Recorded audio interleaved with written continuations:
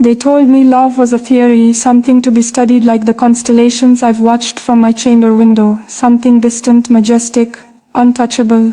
But how can I study you? You are not a theory, you are the warmth in a world built on ceremony and cold stone. I have stood at marble balconies, waving to thousands, my smile curated like the gowns they drape upon me. But when I think of you, my smile is no longer practiced, it simply is.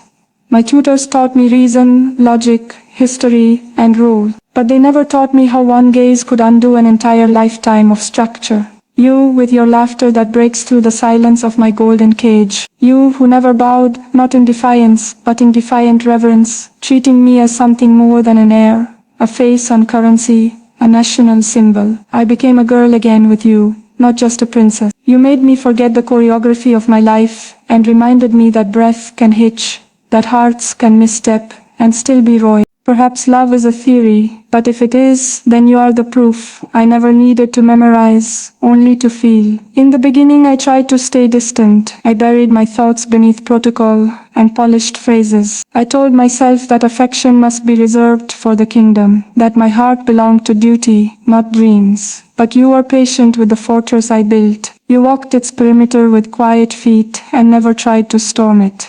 You waited, and in the waiting, you became inevitable. I think I began to love you the day you saw me when I wasn't trying to be seen. That rare moment, hair unbound, crown removed, words unfiltered. You didn't flinch. You listened, not to the future queen, but to the girl who sometimes feared she'd forget her own voice beneath layers of expectation. That's when I knew love was not a rebellion, but a remembering. You made me remember softness, remember laughter that didn't echo in large halls, but curled between us like a secret. You made me remember silence, not as loneliness, but as closeness too intimate for words. I once thought love would be grand, like parades or royal decrees. But it was you, sitting across from me, asking about my favorite book, brushing a strand of hair from my cheek, like it was sacred. That was the beginning. Sometimes I write your name on parchment I later burn. Not because I'm ashamed, but because the world cannot have everything. They already have my schedule, my image, my future. Let me keep something. Let me keep you, even if it's only in the folds of memory and the breath I exhale when no one's listening. I wonder if you ever felt it too,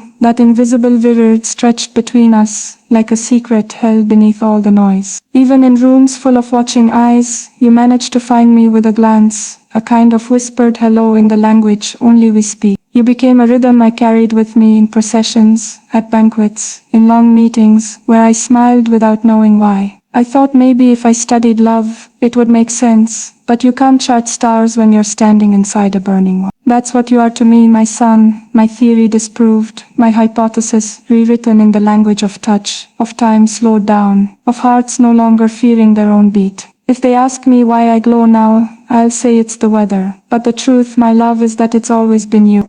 When I speak of you in my prayers, I call you by names no one else knows. Not your real name, but names like North, Anchor, Pulse. Because that's what you are: constant, grounding, life-giving. I thank the stars for not giving you a title that would come with obligations and oaths. I needed you untouched by politics, unshaped by the palace. You are the world outside the gate, the path not paved with expectation. In you I saw not just a future, but a choice. A life that could be mine if I were not born to wear a crown. And sometimes I resented the crown, not because I don't love my people, but because I didn't get to choose this. You, I would have chosen 1,000 times. In another life, perhaps I already did. Perhaps in another world, we walk beside each other without looking back, without guards or advisors or curtsy. But here, in this world, I carry you differently. I wear you like perfume, intangible, yet ever present. And though I may never speak your name aloud before a crowd, know this: my silence does not mean absence. It is reverence. It is the only way I know how to love you without burning the world down.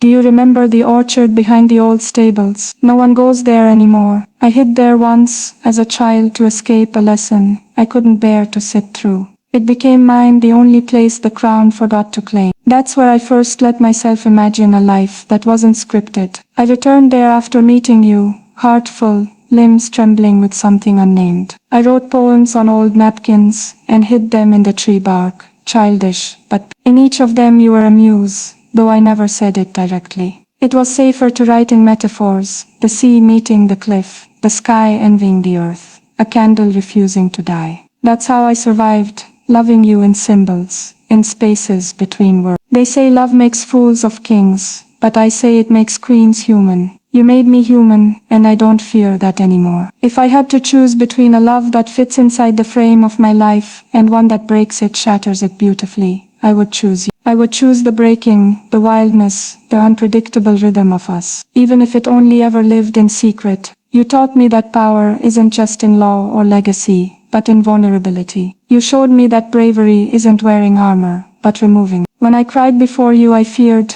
it was weakness. But you knelt, not to worship me, but to share in my sorrow. You didn't offer solutions, you offered silence, presence, your hand. Do you know how rare that is? In a world built on answers, you let me ask questions. You never tried to fix me, you let me feel. And in that, I was healed. I often wonder if love is made of echoes, the kind that return to us, after we've shouted our truths into the void. You are my echo. Not because you repeat me, but because you respond. The world will always expect me to speak first, to lead. But with you I learned the grace of following. I let your stillness guide me, your steadiness anchor me. You are not a storm but the eye of it. And I, so used to turbulence, finally found rest in your gaze. Love may be a theory, yes, but if it is, then we are the formula the stars forgot to write down. Every time I step into a room, I calculate the angles, the lighting, the posture, the exact tone that conveys authority, without arrogance. But with you I forget, I spill wine, I laugh too loud, I forget to hide the part of me that stumbles. And you love that version of me, not the one the world claps for, but the one who hums out of tune, and bites her lip when thinking. You saw me when I wasn't ready to be seen, and you stayed. That's what I come back to over and over.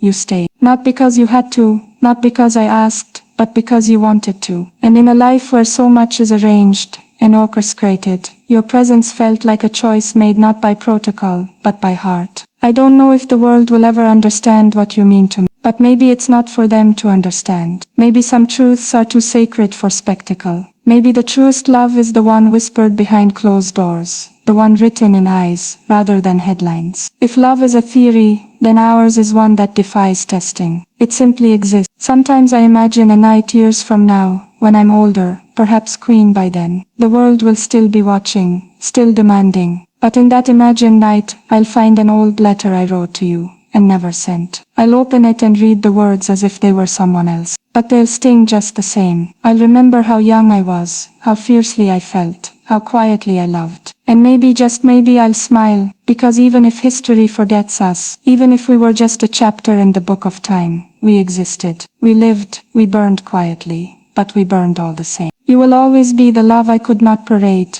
but the one I carried like a hidden jewel beneath layers of silk. Not because I was ashamed, but because you were too precious to give away. I don't know if you'll be there on that night. Perhaps you'll be somewhere else, with someone else. But a part of me will still reach for you in my dreams.